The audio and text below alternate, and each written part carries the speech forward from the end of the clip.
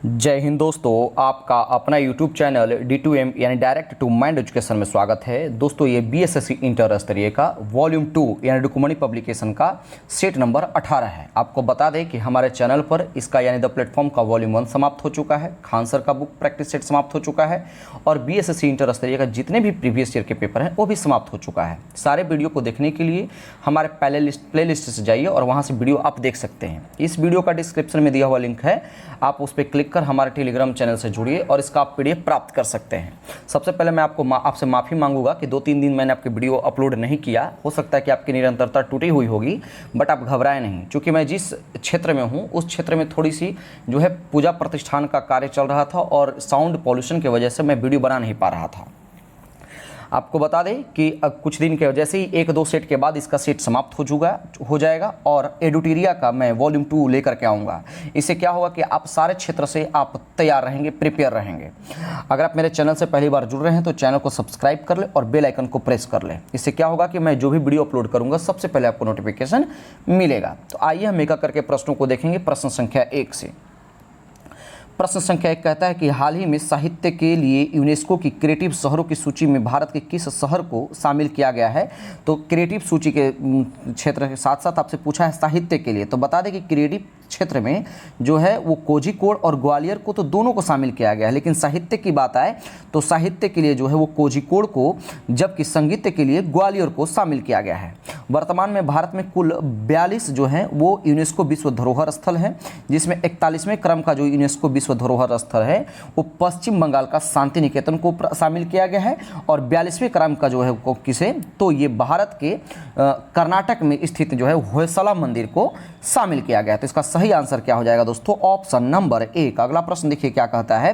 नवंबर 2023 में 54वां भारतीय अंतर्राष्ट्रीय फिल्म महोत्सव का आयोजन कहाँ किया गया था? आंसर लगाइएगा दूसरा का ऑप्शन नंबर 1, गोवा में। अच्छा, एक राजस्थान की बात है तो राजस्थान में एक महोत्सव मनाया जाता है, नाम है गणगौर। क्या नाम है इसका?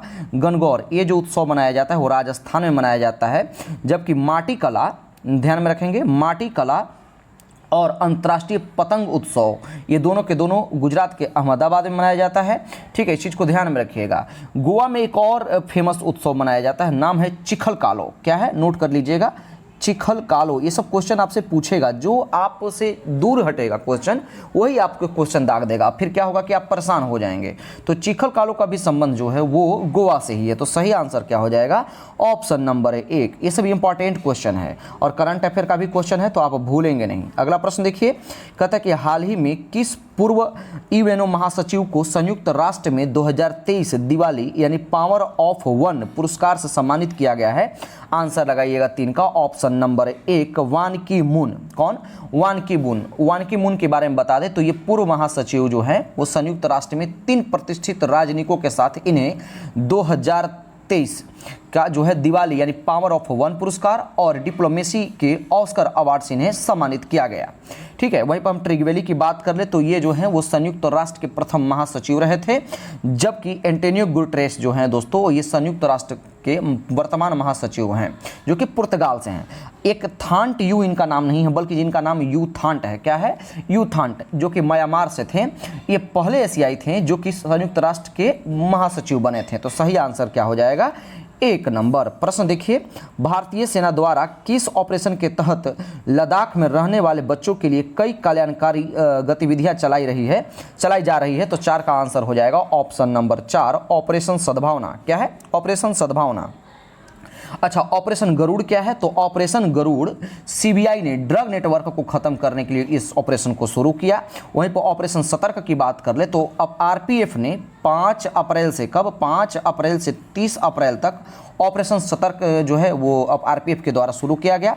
वहीं पर ऑपरेशन दृष्टि की बात कर ले तो उत्तर प्रदेश में पुलिस के द्वारा ऑपरेशन दृष्टि अभियान के तहत शहर से लेकर के गांव की मुख्य सड़क, चौराहों और गलियों तक सीसीटीवी कैमरे लगाए जा रहे हैं। ठीक है, तो इसका सही आंसर क्या हो जाएगा? Option number 4। अगला प्रश्न देखिए, कहता है कि किस वर्ष में छत्तीसगढ़, उत्तराखंड और झारखंड राज्यों का गठन हुआ? तो 5 का आंसर लगाइएगा ऑप्शन नंबर 4। इजी क्वेश्चन है, 2000 ईस्वी में। प्रश्न निम्नलिखित में से किस शहर को भारत में महलों का शहर यानी द सिटी ऑफ पैलेसेज के रूप में जाना जाता है? तो 6 का आंसर लगाइएगा ऑप्शन नंबर 1, कोलकाता को क्या महलों का शहर के नाम से जाना जाता है। अच्छा, फलों उद्यानों का स्वर्ग किसे कहा जाता है, तो सिक्किम को। वहीं पर 5 नदियों का भूमि किसे कहा जाता है, तो पंजाब को। बुनकरों का शहर किसे कहा जाता है, तो पानीपत को। जयपुर को पिंक सिटी के नाम से जानते हैं और लखनऊ को नवाबों के शहर के नाम से हम जानते हैं। तो सही आंसर क्या हो जाएगा, 1 नंबर। अगला प्रश्न, निम्नलिखित में से किस शहर को the queen of the Arabian sea यानी अरब सागर की रानी के नाम से जाना जाता है, तो 7 का आंसर लगाइएगा ऑप्शन नंबर 2 कोची को। किसे, कोची को। और भी अगर आप जान लीजिए तो ईश्वर का निवास स्थान प्रयागराज को कहते हैं यानी प्रयाग को। वहीं पर बुनकरों का शहर मैंने अभी बताया पानीपत को कहा जाता है और पूर्व का वेनिस जो है वो जयपुर को कहा जाता है, जबकि खुशबुओं का शहर कन्नौज को कहा जाता है। तो सही आंसर क्या हो जाएगा, 2 नंबर। अगला प्रश्न देखिए, कहता है कि एसटीटीपी का पूर्ण रूप क्या होगा, तो एसटीटीपी का पूर्ण रूप हो जाएगा सुपर थर्मल पावर प्लांट। ये क्या है, महारत्न कंपनी है। तो महारत्न कंपनी के ध्यान में आपको आ रहा होगा नेशनल थर्मल पावर प्लांट यानी एनटीपीसी। तो एनटीपीसी की स्थापना की बात करें तो इसकी स्थापना कब हुई थी, तो 1975 ईस्वी में। तो सही आंसर क्या हो जाएगा, 3 नंबर। प्रश्न है, संयुक्त राष्ट्र संघ के महासचिव को मरणोपरांत यानी किस महासचिव को मरणोपरांत नोबेल पुरस्कार प्रदान किया गया था, तो आंसर लगाइएगा 9 का ऑप्शन नंबर 1 डैग हैमरशोल्ड को। 1961 ईस्वी में यह अवार्ड जो है सम्मानित, इनको जो है इस नोबेल अवार्ड दिया गया था। सही आंसर क्या हो जाएगा, 1 नंबर। बाकी यूथांट और त्रिगवेली के बारे में मैंने आपको बता दिया है। अगला प्रश्न देखिए, कहता है कि 10 से 17 दिसंबर 2023 दिल्ली में आयोजित पहले खेलो इंडिया पैरा गेम्स में शीर्ष स्थान हासिल किया है कौन, तो 10 का आंसर लगाइएगा ऑप्शन नंबर 1 हरियाणा। टोटल 105 पदक के साथ जो है इन्होंने 1 नंबर पे पोजीशन पे रहा, जिसमें 40 जो है गोल्ड मेडल जीता, 49 जो है सिल्वर मेडल जीता और 26 जो है दोस्तों ये ब्रॉन्ज मेडल इन्होंने जीता और जीत करके ये 1 नंबर पे ये खिताब इन्होंने अपने जगह पे बनाए रखा। ठीक है, तो अगर हम हरियाणा की बात करें तो हरियाणा में भी आयोजित हुई है कौन सी 26वीं अखिल भारतीय वन खेलकूद प्रतियोगिता, जिसमें छत्तीसगढ़ शीर्ष स्थान पर रहा है। कौन सा, छत्तीसगढ़। तो करेक्ट आंसर क्या हो जाएगा इसका, ऑप्शन नंबर 1। अगला प्रश्न है, हाल ही में निम्नलिखित में से कौन सी भारतीय महिला cricketer ICC hall of fame में शामिल होने वाली पहली भारतीय महिला क्रिकेटर बन गई है। वीवीआई क्वेश्चन है, ध्यान में रखिएगा, क्योंकि जो है वीमेन एम्पावरमेंट से क्वेश्चन आपको दागता है। तो इसका सही आंसर लगाइएगा ऑप्शन नंबर 3 डायना एडुल जी। अगला प्रश्न है क्वेश्चन नंबर 12वां प्रश्न देखिए क्या कहता है, कहता है कि विश्व का पहला कृत्रिम बुद्धिमत्ता यानी एआई यानी आर्टिफिशियल इंटेलिजेंस सुरक्षा संस्थान किस देश में स्थापित किया जाएगा, तो 12 का आंसर लगाइएगा ऑप्शन नंबर 4 ब्रिटेन में यह स्थापित किया जाएगा। वहीं पर पूछ रहा है कि कॉमनवेल्थ का मुख्यालय कहाँ है, आंसर लगाइएगा 13 का, जिसको आप कॉमनवेल्थ को किस नाम से जानते हैं, तो राष्ट्रमंडल खेल के भी नाम से इसे आप जानते हैं। तो इसका जो मुख्यालय है वो कहाँ है दोस्तों, तो राष्ट्रमंडल खेल का मुख्यालय इंग्लैंड के लंदन में स्थित है। इसमें कुल देशों की संख्या कितनी है, तो कुल देशों की संख्या दोस्तों 54 है। अच्छा, राष्ट्रमंडल खेल का मुख्य उद्देश्य क्या होता है, तो जरा आप ध्यान से सुनिए। इसका मुख्य उद्देश्य होता है विश्व शांति सुनिश्चित करना, वहीं व्यक्तिगत और लोकतांत्रिक स्वतंत्रता को बढ़ावा देना, समानता को बढ़ावा देना, क्या है, समानता को बढ़ावा देना, नक्सलवाद का विरोध करना, गरीबी को जो है गरीबी, अज्ञानता और बीमारी के खिलाफ लड़ाई लड़ना और मुफ्त जो है व्यापार को बढ़ावा देना। तो सही आंसर क्या हो जाएगा, 13 नंबर प्रश्न का क्या हो जाएगा दोस्तों, ऑप्शन नंबर 3 लंदन। अगला प्रश्न है, किसे प्रधानमंत्री कार्यालय के निदेशक के रूप में नियुक्त किया गया है, तो 14 का आंसर लगाइएगा ऑप्शन नंबर 4 श्वेता सिंह को, जबकि प्रमोद कुमार मिश्र को जो है दोस्तों वो प्रधानमंत्री के प्रमुख सचिव और प्रधान सलाहकार के रूप में नियुक्त किया गया है, यानी ऑप्शन नंबर 4 इसका सही आंसर हो जाएगा। अगला प्रश्न है दोस्तों, देखेंगे कि दिल्ली सल्तनत काल में तबकात ए नासरी की रचना किसने की थी, वीवीआई क्वेश्चन है, नोट कर लीजिएगा। तो तबकात ए नासरी की रचना जो है मिनहाज उल सिराज ने फारसी में इसकी रचना की थी। किसमें, किस भाषा में, तो फारसी भाषा में। तो सही आंसर क्या हो जाएगा, ऑप्शन नंबर 1। अगला प्रश्न देखिए क्या कहता है, प्रश्न है कि किस राज्य ने पवन लॉन्च किया है, क्या पवन लॉन्च किया है, जो एक अद्वितीय समुदाय आधारित यानी मेंस्ट्रुअल हाइजीनिक कार्यक्रम है। तो 31 का आंसर लगाइएगा ऑप्शन नंबर 4 छत्तीसगढ़ ने इसको लॉन्च किया है। अगर छत्तीसगढ़ की बात कर ले तो किन्नर समुदाय के लिए पॉलिसी बनाने वाला छत्तीसगढ़ देश का पहला राज्य भी बन गया है, इस चीज को ध्यान में रखिएगा। प्रश्न 1928 ईस्वी में साइमन कमीशन भारत में किस उद्देश्य से आया था, तो मैंने आपको साइमन कमीशन के बारे में इतनी सारे मैटर्स को आपको बताया है कि आपको साइमन कमीशन से क्वेश्चन छूटना नहीं चाहिए, फिर भी आज हम इसका ऑपरेशन करते हैं। तो साइमन कमीशन का मुख्य उद्देश्य था ऑप्शन नंबर 1 प्रशासनिक सुधार पर विचार करना। सबसे पहले तो आप ध्यान देंगे कि भारत शासन अधिनियम क्या है, भारत शासन अधिनियम 1919 में यह प्रावधान था कि 10 वर्ष के बाद इसकी समीक्षा के लिए एक आयोग का गठन किया जाएगा, यानी भारत शासन अधिनियम 1919 का, ठीक है। लेकिन इस अधिनियम की समीक्षा हेतु 8 नवंबर, कब नोट करिए, इंपॉर्टेंट डेट है, 8 नवंबर 1927 ईस्वी को में साइमन कमीशन का आयोग जो है, आयोग का गठन हो गया, यानी समय से 2 साल पहले ही। इसकी जो अध्यक्षता थी वो जॉन साइमन ने की थी, जिसमें कुल सदस्यों की संख्या कितनी थी, 7। इस बात यह है कि इसमें जो 7 सदस्य थे वो सारे के सारे अंग्रेज थे, एक भी भारतीय नहीं थे, जिसके वजह से इसे व्हाइट कमीशन के भी नाम से जाना गया। किस कमीशन से? व्हाइट कमीशन के भी नाम से जाना गया। साथ ही साथ इस चीज को और ध्यान में रखिएगा कि भारत ने जो है एक भी सदस्य भारतीय न होने की वजह से इसका विरोध किया था। जॉन साइमन ब्रिटेन के उदारवादी दल के नेता थे। किस दल के नेता थे? उदारवादी दल के नेता थे। जबकि इस आयोग के एक सदस्य जिसका नाम था क्लेमेंट एटली, क्या नाम था दोस्तों? क्लेमेंट एटली, ये जो है श्रमिक दल का नेता था। साइमन कमीशन भारत कब आया? तो गठन तो हुआ 8 नवंबर 1927 को, लेकिन जो है ये भारत कब पहुंचा? तो भारत पहुंचा था 3 फरवरी 1928 ईस्वी को। तो आपसे प्रश्न पूछता है, एक तो प्रश्न पूछेगा कि साइमन आयोग का या साइमन कमीशन का गठन कब हुआ? तो 1927 ईस्वी में। भारत कब पहुंचा था? तो 3 फरवरी 1928 ईस्वी में। तो इसका सही आंसर क्या हो जाएगा? Option number 1। अगला प्रश्न देखिए, क्वेश्चन नंबर 33 नंबर प्रश्न कहता है कि आत्मीय सम्मान यानी आत्मीय सभा के संस्थापक कौन थे? तो 33 का आंसर लगाइएगा। इस आत्मीय सभा के संस्थापक 1815 ईस्वी में जो थे, जिन्होंने आत्मीय सभा का संस्थापना किया था, वो कौन थे? राजा राम मोहन राय। इन्होंने 1828 ईस्वी में जो है वो ब्राह्मण सभा की भी स्थापना की, जो कि बाद में ब्रह्म समाज के भी नाम से जाना गया। तो सही आंसर हो जाएगा 1 नंबर। प्रश्न है कि मुगल बादशाह जहांगीर ने आत्मकथा तुजुक ए जहांगीरी किस भाषा में लिखी थी?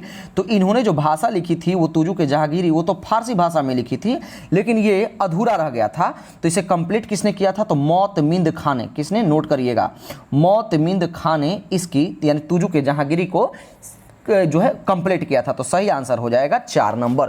अगला प्रश्न देखिए, क्वेश्चन नंबर 34 नंबर प्रश्न तो मैंने बता दिया। 35 नंबर प्रश्न क्या कहता है?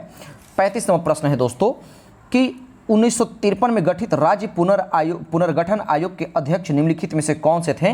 तो 35 का आंसर लगाइएगा ऑप्शन नंबर 1 सैयद फजल अली। कौन? सैयद फजल अली। बता दें कि राज्य पुनर्गठन आयोग में अध्यक्ष जो थे वो सैयद फजल अली के अतिरिक्त 2 अन्य सदस्य भी थे, जिनका नाम क्या था? एक हृदयनाथ कुंजरू और के.एम. पनिकर, ये दोनों के दोनों शामिल थे। इस आयोग ने अपनी रिपोर्ट जो है सरकार को, भारत सरकार को कब? सितंबर 1955 ईस्वी में इन्होंने सौंपा था। ध्यान में रखिएगा। तो सही आंसर क्या है? Option number 1। अगला प्रश्न है कि निम्नलिखित में से कौन सा एक शेष दूसरों से मेल नहीं खाता? तो कथकली, कुचिपुड़ी और भरतनाट्यम ये शास्त्रीय नृत्य है, जबकि भांगड़ा जो है वो शास्त्रीय नृत्य नहीं। बता दें कि प्रारंभ में 4 शास्त्रीय नृत्य थे। कौन कौन? तो ये भरतनाट्यम, कथकली और कुचिपुड़ी और मणिपुरी। बाद में जो है ओडिसी, कुचिपुड़ी, हाँ क्या क्या मैंने बता दिया, भरतनाट्यम, कथकली, कथक और मणिपुरी ये स्टार्टिंग में थे। बाद में कौन कौन जुड़े? तो ओडिसी, कुचिपुड़ी, सतरिया और मोहिनीअट्टम, यानी टोटल जो शास्त्रीय नृत्यों की संख्या कितनी हो गई है? तो 8। तो सही आंसर क्या हो जाएगा? Option number 2। अगला प्रश्न निम्नलिखित में से कौन सा जैन धर्म का जो है एक संप्रदाय है? तो बहुत सारे ऐसे क्वेश्चन होते हैं जो धर्म देखेंगे, जैन नहीं देखेंगे, हिनायन मार के भाग जाएंगे। हिनायन और महायान जो है वो बौद्ध धर्म से संबंधित थे, जबकि दिगंबर और श्वेतांबर जो हैं वो जैन धर्म के संप्रदाय से जुड़े हुए थे, यानी ऑप्शन नंबर 2 इसका करेक्ट आंसर हो जाएगा। प्रश्न है कि मेघालय की गारो पहाड़ियां निम्नलिखित में से किस फसल के उत्पादन के लिए जानी जाती है? तो जब भी गारो की बात है तो गारो, खासी, जयंतिया। कौन? गारो, खासी, जयंतिया, ये तीनों के तीनों पहाड़ी का भी जिक्र कर देता है, जो कि मेघालय में है। तो इसका आंसर जो हो जाएगा ऑप्शन नंबर 1, ये गारो पहाड़ियां जो है वो संतरा के फसल के लिए जो है फेमस है। ध्यान में रखिएगा। तो सही आंसर हो जाएगा 1 नंबर। प्रश्न है भारत का दक्षिणतम बिंदु कौन सा है? तो दक्षिणतम बिंदु लगाएंगे ऑप्शन नंबर 3 इंदिरा पॉइंट, जबकि उत्तरी बिंदु कौन है? इंदिरा कॉल। नोट करिएगा, कौन? इंदिरा कॉल। अच्छा ये तो ठीक हो गया। पूर्वी बिंदु कौन सी है? तो पूर्वी बिंदु जो कि अरुणाचल प्रदेश में है, नोट करिए किबिथू। क्या नाम है इसका? कीबीथू और पश्चिमी बिंदु की बात करें जो कि गुजरात के सर क्रिक यानी कच्छ जिला में है, उसका नाम है गुहार जिला। क्या नाम है? गुहार मोती। क्या नाम है दोस्तों? माफ कीजिएगा, गुहार मोती। तो सही आंसर हो जाएगा 3 नंबर।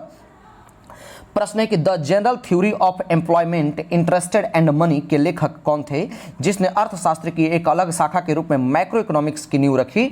तो ये जो पुस्तक का प्रकाशन हुआ था 1936 ईस्वी में, और इसके लेखक कौन है? तो आंसर लगाइएगा option number 3, John Maynard Keynes. अगला प्रश्न देखेंगे, कहता है कि प्रशासन को नियंत्रित करने वाली भारतीय संसद की प्रमुख समितियां कौन सी है? तो प्रशासन को नियंत्रित करने वाली जो प्रमुख समितियां हैं वो आंसर लगाइएगा आश्वासन समिति है। कौन सा है? आश्वासन समिति। आश्वासन समिति जो है राज्यसभा में पहली बार 1 जुलाई, कब? 1 जुलाई 1972 ईस्वी को गठित की गई थी। वहीं पर लोक लेखा समिति जो है दोस्तों, ध्यान में रखिएगा, लोक लेखा समिति का जो गठन हुआ था भारत सरकार अधिनियम 1919 के तहत 1921 ईस्वी में इसका गठन हुआ था। कब? 1921 ईस्वी में। वहीं पर प्राकलन, अच्छा, लोक लेखा समिति में कुल सदस्यों की संख्या कितनी होती है? तो 22, जिसमें जो है 15 + 7 याद रखिएगा, 15 लोकसभा के सदस्य होते हैं जबकि 7 राज्यसभा के सदस्य होते हैं। वहीं पर हम प्राकलन समिति की बात करें तो प्राकलन समिति की जो गठन हुई थी वो जॉन मथाई के सिफारिश पर 1950 ईस्वी में हुई थी। इसमें कुल सदस्यों की संख्या 30 होते हैं और सारे के सारे लोकसभा के सदस्य होते हैं। तो इसका सही आंसर क्या हो जाएगा? Option number 3। अगला प्रश्न है कि भारत में स्थानीय स्वायत्त शासी संस्थाओं के प्रति सजगता दिखाने के लिए निम्नलिखित में से किसे जाना जाता है? तो आंसर लगाइएगा 42 का ऑप्शन नंबर 2, लॉर्ड रिपन। किसे? लॉर्ड रिपन को। अच्छा, लॉर्ड रिपन का जो कार्यकाल, महत्वपूर्ण कार्यकाल था ना उस स्थानीय स्वशासन का, वो स्थानीय स्वशासन आया कब था? तो 1882 ईस्वी में। कई बार आपसे पूछ देता है। और इल्बर्ट बिल का भी जो संबंध है वो लॉर्ड रिपन से, ये ध्यान में रखिएगा। अगला प्रश्न लीजिए, इल्बर्ट बिल के ही बारे में पूछ दिया। प्रश्न क्या है? कहते हैं कि इल्बर्ट बिल विवाद में निम्नलिखित में से किससे संबंधित है? तो मैं आपको बता दूं कि इल्बर्ट बिल जो है वो 1883 ईस्वी से 1884 ईस्वी के बीच में केंद्रीय विधान परिषद में एक विधेयक लाया गया, जिसका उद्देश्य क्या था कि भारतीय तथा यूरोपीय न्यायाधीशों की शक्तियां समान करना। इस विधेयक को इल्बर्ट बिल के नाम से जाना गया। तो सही आंसर क्या हो जाएगा? 43 का ऑप्शन नंबर 3। अगला प्रश्न है, अशोक के शिलालेखों में प्रयुक्त लिपि कौन कौन से थे? तो ब्राह्मी, खरोष्टी और आरामाइक, ये तीनों के तीनों ऑप्शन सही है, यानी ऑप्शन नंबर 4 इसका करेक्ट आंसर हो जाएगा। एक फेमस क्वेश्चन है कि अशोक के जो लिपि थे उसको सर्वप्रथम जो है पढ़ा किसने था? तो 1837 ईस्वी में जेम्स प्रिंसप ने इसको पढ़ा था। किसने? जेम्स प्रिंसप ने। तो सही आंसर क्या हो जाएगा? 4 नंबर। अगला प्रश्न देखिए क्या कहता है, क्वेश्चन नंबर 61 निकल करके आएगा दोस्तों। 61 नंबर प्रश्न है कि मक्का में सफेद कली यानी बर्ड किस तत्व की कमी से होती है? तो 61 का आंसर लगाइएगा ऑप्शन नंबर 2, जिंक के कमी की वजह से होता है। अच्छा, जिंक की कमी से और कौन कौन सा रोग होता है? तो धान का खैरा रोग, नोट करिएगा, धान का खैरा रोग, और आम में लिटिल लीफ रोग भी जिंक की कमी की ही वजह से होता है। वहीं पर नींबू का डाई रोग, डाईबैक रोग, लिटिल लीफ रोग, ये तांबा की कमी की वजह से होता है। और चुकंदर और फूलगोभी में जो है हार्ट रोग जो होता है वो बोरॉन के कमी की वजह से होता है। और मैग्नीज की बात कर ले तो मटर में मार्स रोग, कौन? मटर में मार्स रोग जो होता है वो मैग्नीज के कमी की वजह से होता है। तो सही आंसर क्या हो जाएगा? Option number 2। अगला प्रश्न, निम्नलिखित में से किस संविधान संशोधन अधिनियम ने सहकारी समितियों के संवैधानिक दर्जा का तथा संरक्षण प्रदान किया? तो 62 का आंसर लगाइएगा ऑप्शन नंबर 4, 97वां संविधान संशोधन 2011। अगला प्रश्न देखिए क्या कहता है, कहता है कि निम्नलिखित में से संविधान के किस अनुच्छेद के तहत एक सरदार जी कृपाण को धारण कर सकते हैं? कृपाण मतलब क्या होता है? एक या तो छोटा सा छुरी चाकू लिए हुए रहते हैं या फिर तलवार। तो ये कहता है अनुच्छेद 25। अनुच्छेद 25 कहता क्या है? तो इसके अनुसार सभी व्यक्ति को अंतःकरण की स्वतंत्रता का और धर्म के अबाध रूप से मानने, आचरण करने और प्रचार करने का समान हक है। ये तो सही हो गया।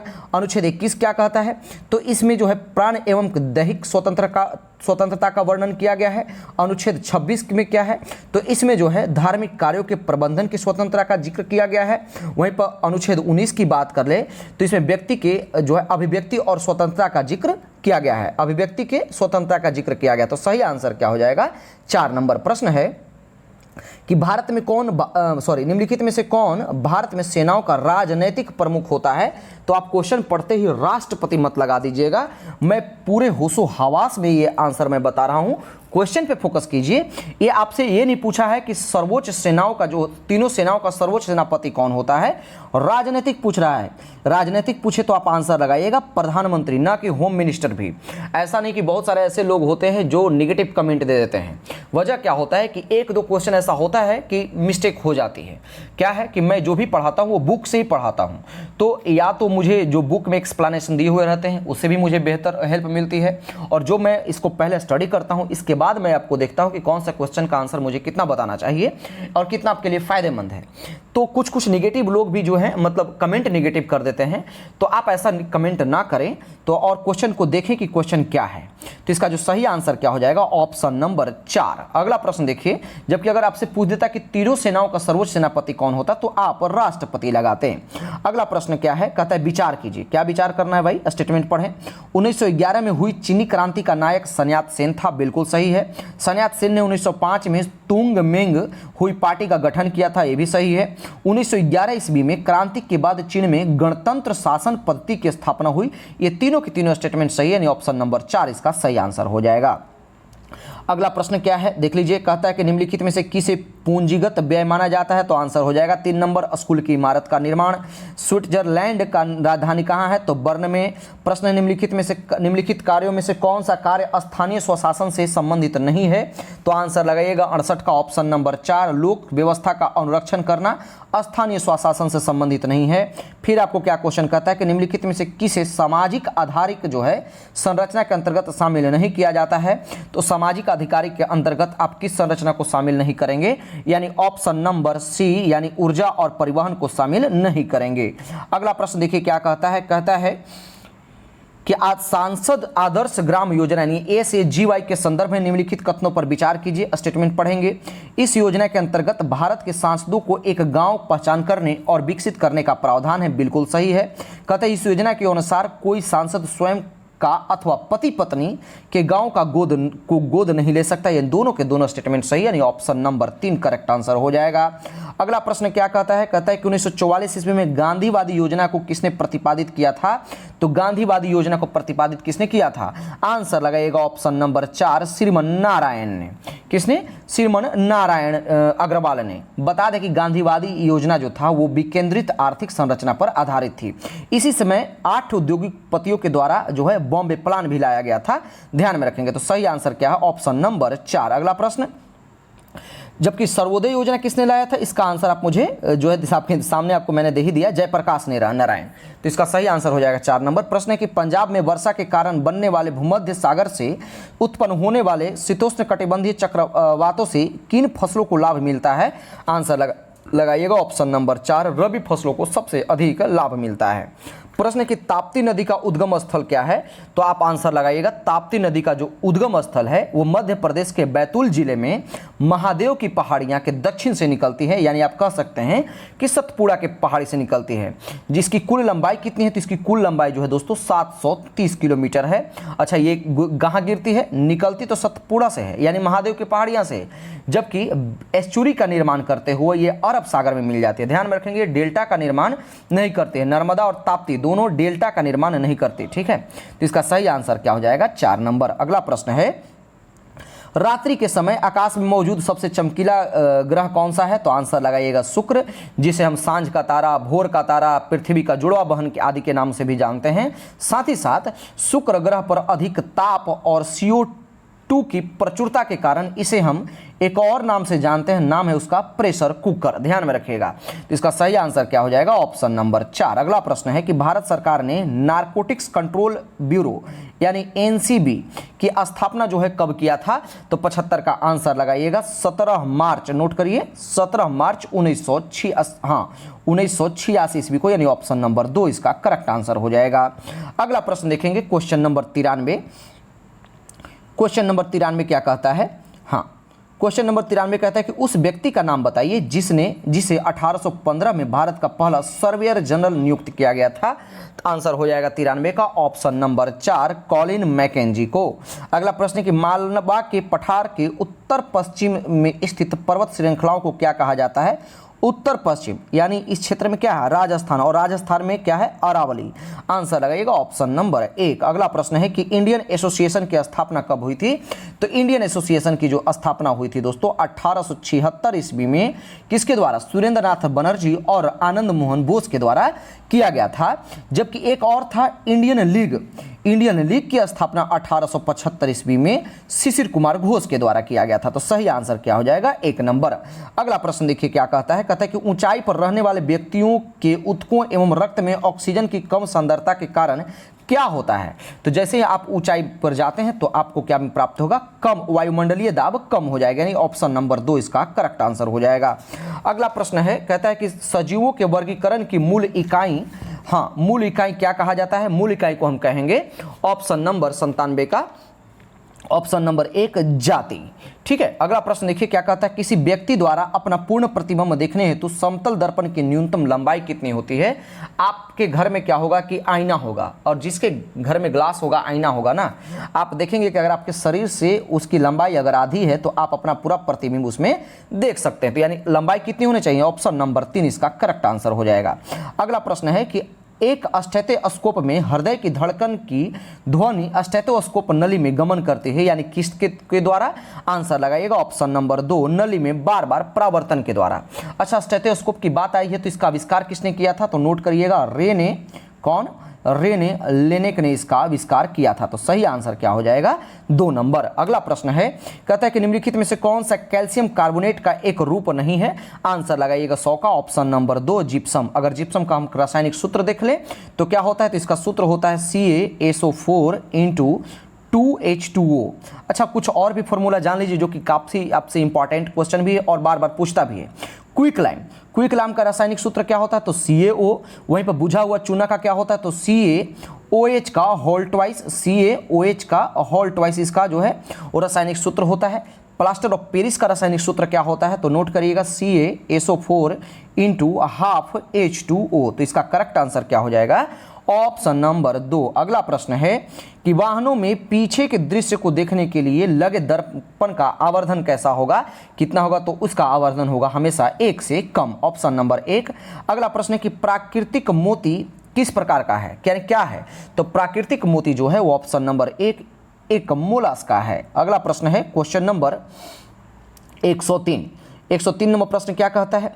कहता है कि निम्नलिखित में से ट्रांजिस्टर का कौन सा भाग अल्पतम अपमिश्रित होता है? तो 103 का सही आंसर क्या हो जाएगा? ऑप्शन नंबर 2 आधार। बता दें कि ट्रांजिस्टर एक अर्धचालक युक्ति होती है जो एक चालक और कुचालक की तरह व्यवहार करते। तो सही आंसर हो जाएगा 2 नंबर। प्रश्न है कोई यात्री किसी गतिमान रेलगाड़ी में एक सिक्का उछालता है जो उसके पीछे गिरता है। इसका अर्थ है कि रेलगाड़ी की गति क्या है? तो रेलगाड़ी की जो गति है वो त्वरित है। क्या है दोस्तों? त्वरित है। अगला प्रश्न देखिए कहता है कि सोडा लाइम की एक बोतल को गर्दन से पकड़ा गया है और ऊर्ध्वाधर वृत्त में तेजी से घुमाया गया है। बोतल के किस भाग के निकट बुलबुले एकत्रित होंगे? आप सिंपल सा आप एक प्रैक्टिकल बचपन में किए होंगे। बोतल को आप सीसी को जिसको बोलते हैं उसको आप बांध देते होंगे और गोले गोले जो है आप गोल गोल राउंडली सर के ऊपर आप घुमाते हैं, तो जो बुलबुले हो ना वो गर्दन के निकट जमा हो जाता है, यानी ऑप्शन नंबर 3 करेक्ट आंसर हो जाएगा। अगला प्रश्न देखिए क्वेश्चन नंबर 121 कहता है कि मानव शरीर में आरबीसी का क्या कार्य है? तो आरबीसी का जो प्रमुख कार्य है दोस्तों ऑप्शन नंबर 2 शरीर की कोशिकाओं को ऑक्सीजन प्रदान करता, जिसको आरबीसी का फुल फॉर्म होता क्या है? तो इसको हम रेड ब्लड कार्पेसस या सेल्स भी कहते हैं। ये जो आरबीसी होता है जिसको हिंदी में लाल रुधिर कणिका कहते हैं, इसमें ये जो होता है वो लौह युक्त प्रोटीन पाया जाता है जिसे हम होमोग्लोबिन कहते हैं, और होमोग्लोबिन का ही मेन कार्य जो है वो ऑक्सीजन और कार्बन डाइऑक्साइड का जो है परिवहन में ये भाग लेता है। ठीक है, इसका मेन कार्य है। तो इसका सही आंसर क्या हो जाएगा? 2 नंबर। प्रश्न है सबसे अधिक एवं सबसे कम जीन्स वाले गुणसूत्र क्रमशः क्या है? तो आंसर लगाइएगा ऑप्शन नंबर 3 गुणसूत्र 1 और Y। अगला प्रश्न है निम्नलिखित में से किस उपकरण का उपयोग प्रत्यावर्ती धारा को दिष्ट धारा में परिवर्तित करने के लिए किया जाता है? तो आंसर लगाइएगा रेक्टिफायर, ऑप्शन नंबर 3। उस गैस का नाम बताइए जो वीक टाइप लाइटर में भरी जाती है। तो वीक टाइप लाइटर में वही गैस भरी जाती है जो कि आप घरेलू सिलेंडरों में यूज करते हैं, तो यानी एलपीजी में। तो एलपीजी में आप कौन सा मिश्रण यूज करते हैं? तो प्रोपेन, नॉर्मल ब्यूटेन और आइसोब्यूटेन। तो जो वीक टाइप लाइटर में भी जो है वो ब्यूटेन का प्रयोग किया जाता है। ये ऑप्शन नंबर 2 इसका करेक्ट आंसर हो जाएगा।